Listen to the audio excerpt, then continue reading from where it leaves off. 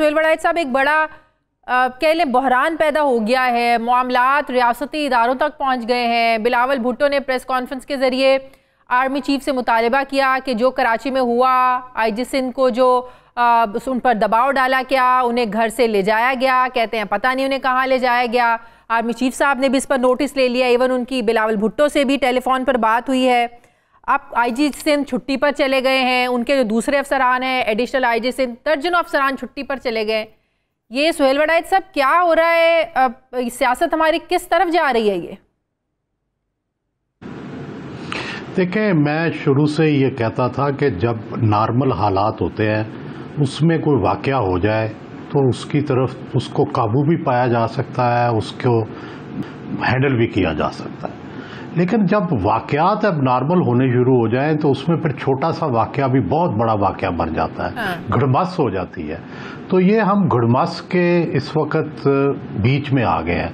इतना बड़ा कॉन्स्टिट्यूशनल बहरान, या गवर्नर मुस्तफ़ा खर के ज़माने में एक दफ़ा पुलिस ने हड़ताल की थी, या फिर इतने सालों के बाद, ये 40 सालों के बाद तकरीबन यूँ समझे कि ये वाक़या हुआ है।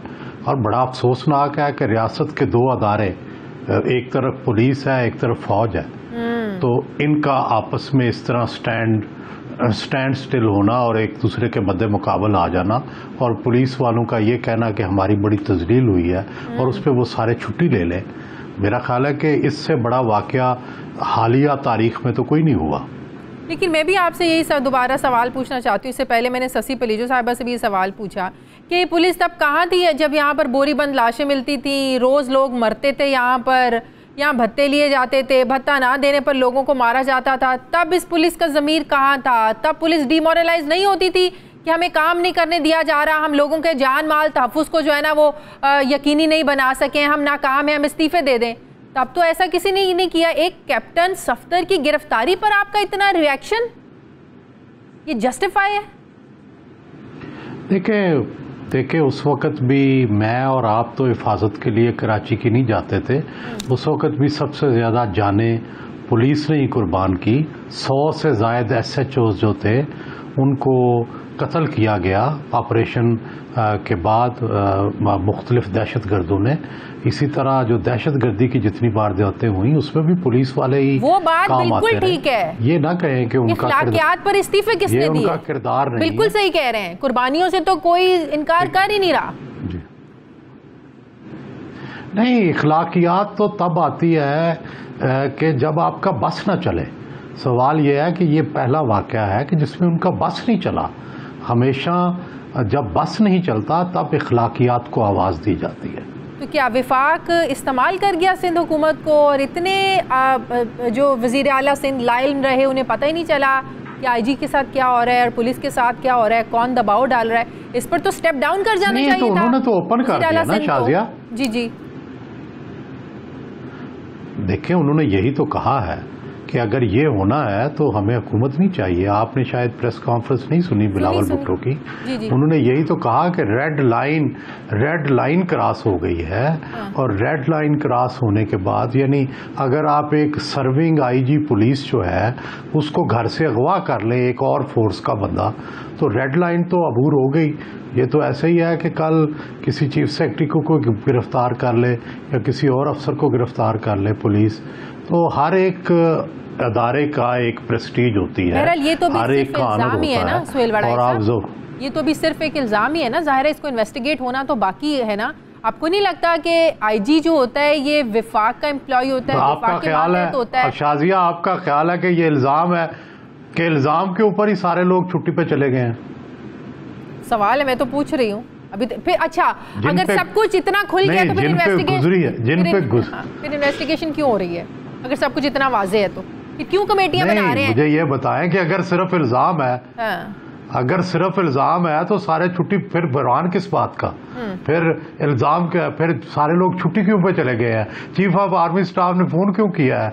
चीफ ऑफ आर्मी स्टाफ ने इंक्वायरी का हुक्म क्यों दिया है? तो फिर मेरा तो हुआ है ना, मेरा भी फिर ये सवाल, फिर अगर सब कुछ इतना वाज़ेह है तो फिर सिंध हुकूमत को कमेटी बनाने की क्या जरूरत है? फिर किस चीज की इन्वेस्टिगेशन करवानी है आपने? तो आपका क्या ख्याल है कि क्या रेड करके रेंजर्स को पकड़ लिया जाए? जाहिर है उसकी रिस्पॉन्सिबिलिटी फिक्स होगी, उसकी रिस्पॉन्सिबिलिटी जवाबन हमला कर दिया जाए, भाई उसकी रिस्पॉन्सिबिलिटी फिक्स होगी, इंक्वायरी होगी, कमेटी बनेगी, फिर उसके जो भी गलत ठहरेगा वज़रा पर मुश्तमिल आप कमेटी बना रहे हैं। नहीं, दो तरह की कमेटियां बनेंगी।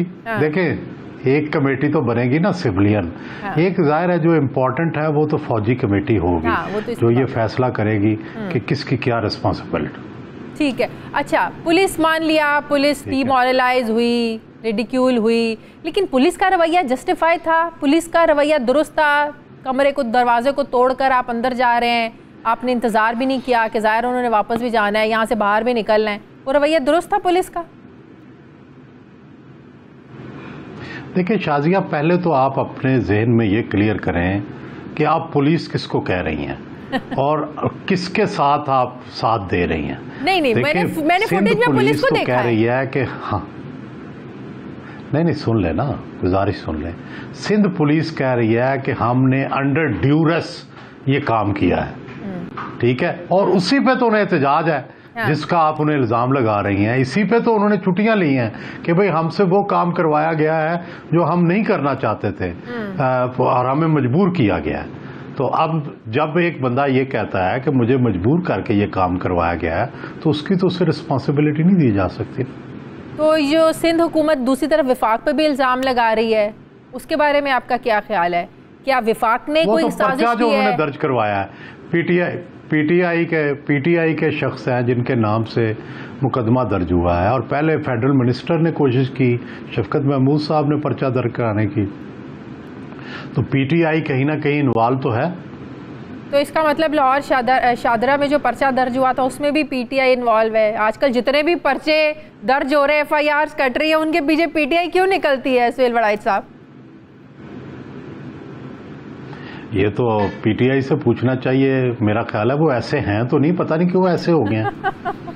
सही है, ठीक है, बहुत बहुत शुक्रिया, बहुत शुक्रिया सियावी तज्जिया का सुहेल वड़ाइच साहब मेरे साथ थे। नाजरीन, मुल्क में महंगाई का जिन बेकाबू है, हुकूमत के महंगाई को कंट्रोल करने के सब दावे बेअसर नजर आ रहे हैं। वज़ीर-ए-आज़म इमरान खान अब तक महंगाई पर 11 नोटिस ले चुके हैं, और वो जब भी नोटिस लेते हैं महंगाई कम होने की बजाय बढ़ जाती है, और महंगाई कम करने के लिए तमाम तर हुकूमती इक़दामात के अमली तौर पर कोई नताइज सामने नहीं आते हैं। आज एक मरतबा फिर वफाकी काबीना के इजलास में मुल्की सियासी सूरत हाल, अपोजिशन के जलसे जुलूसों समेत महंगाई पर बहस हुई, और वज़रा ने महंगाई को कंट्रोल करने और अशियाए ज़रूरिया की कीमतों में कमी की हतमी मुद्दत का मुतालबा किया। और वफाकी वज़ीर बराए फूड सिक्योरिटी ने ये कहा कि वो टाइमलाइन दें ताकि आवाम को आगाह किया जा सके, उन्हें बताया जा सके कि कब तक महंगाई पर काबू पा लिया जाएगा। गुज़श्ता रोज़ भी महंगाई के हवाले से एक इजलास हुआ जिसमें महंगाई को ख़त्म करने के लिए पंजाब में रवा माह 350 सहूलत बाज़ार लगाने का फ़ैसला किया गया। इन बाज़ारों में 20 किलो आटे का थैला 845 रुपये, जबकि चीनी जो है फ़ी किलो 85 रुपये में दस्तयाब होगी। जबकि हकीकत ये है कि खुले आटे के हुसूल के लिए आवाम की जो ख्वारी है ये बदस्तूर जारी है। दूसरी तरफ चंद रोज़ पहले जारी होने वाली वफाकी इदारियाती शुमारियात की रिपोर्ट में कहा गया है कि गुज़श्ता हफ्ते के दौरान महंगाई की शरह 4.5% बढ़ी, और एक हफ्ते में 25 अशियाए ज़रूरिया की कीमतों में इजाफा हुआ। 9 की कीमतें कम हुई, 17 अशिया की कीमतों में जो है ना वो इस्तेहकाम रहा। वज़ीर-ए-आज़म महंगाई की असल वजह ज़ख़ीरा अंदोज़ी को करार देते हैं, और उन्होंने महंगाई और ज़ख़ीरा अंदोज़ी को कंट्रोल करने के लिए टाइगर फोर्स को भी मैदान में उतारने का फ़ैसला किया है। जबकि अशिया की कीमतों को काबू में रखने के लिए हुकूमती मशीनरी और इदारे पहले से मौजूद हैं। सवाल यह है कि क्या ऐसे इक़दाम से महंगाई पर काबू पाया जा सकता है जब बिजली और गैस की कीमतों में आए रोज़ इजाफा खुद हुकूमत करती हो। जब पेट्रोल, बिजली और गैस की कीमतों में इजाफा होगा तो लाजमी बात है कि जो बाकी चीज़ें हैं, रोज़मर्रा की जो बुनियादी ज़रूरत की अशिया हैं, उनमें ऑटोमेटिकली इजाफा होगा। इसके अलावा चीनी और गंदम पहले ये कहकर बरामद की गई कि मुल्क की ज़रूरत से ज़्यादा है, और अब चीनी और गंदम को दरामद किया जा रहा है कि मुल्क में किल्लत हो गई है। आखिर ये सब क्या है? अब वो कौन लोग हैं जो पहले अशियाए ज़रूरिया को बरामद करवाते हैं ये कह के जो स्टॉक है ये ज़रूरत से ज़्यादा है, और फिर वज़ीर-ए-आज़म को वही लोग इन अशिया की किल्लत का बताकर दरामद करने की इजाज़त भी ले लेते हैं? क्या वज़ीर आज़म ने इन माफियाज के खिलाफ कोई नोटिस लिया है? अद्वियात की कीमतों में कई 100 गुना इजाफा करने का फ़ायदा किन किन को हो रहा है? सवाल ये है कि क्या हर मुश्किल और महंगाई भुगतने के लिए सिर्फ अवाम ही रह गए हैं और ये सब इन आम लोगों के साथ हो रहा है जिनकी 65% तादाद पहले ही खते गुर्बत से नीचे की ज़िंदगी गुजारने पर मजबूर है।